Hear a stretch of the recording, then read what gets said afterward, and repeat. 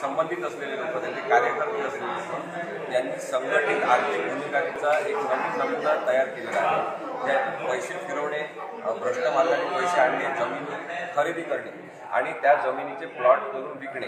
आता या जमिनी काही साध्या नाही, भोगवटदार नंबर 2 असलेल्या, म्हणजे कोणाचीच मालकी होऊ शकत नाही अशा स्वरूपाच्या जमिनी आहेत, ज्यात एकूण साधारणतः 100 हेक्टर जमिनीचा हा व्यवहार आहे आणि 200 हेक्टर जमिनीचा हा व्यवहार आहे.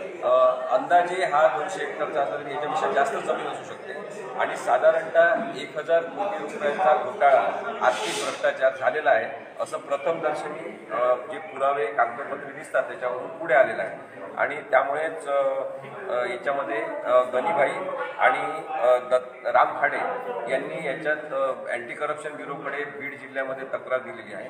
त्याचबरोबर औरंगाबादच्या भ्रष्टाचार लाचलुचपत प्रतिबंधक विभागाकडे सुद्धा तक्रार दिलेली आहे आणि निपक्षपणे चौकशी झाली पाहिजे आणि भ्रष्टाचारी व्यक्तींवर कारवाई झाली पाहिजे अशी मागणी त्यांनी केली. पण साधारण कशा पद्धतीने हे केलं गेलेलं आहे?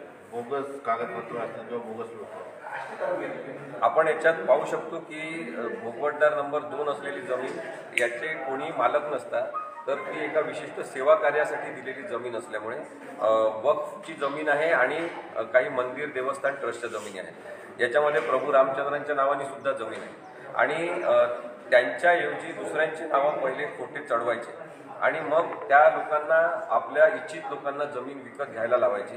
विकत घेत असताना परत मग आपलीच एक बँक वापरायची, ज्याचं नाव Machhindra multi state cooperative credit society आहे.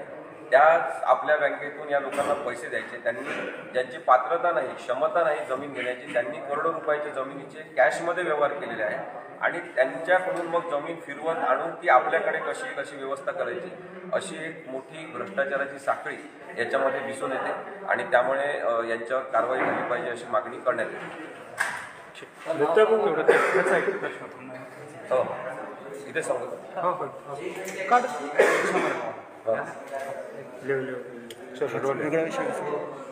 इच्छामरणाला स्वित्झर्लंडमध्ये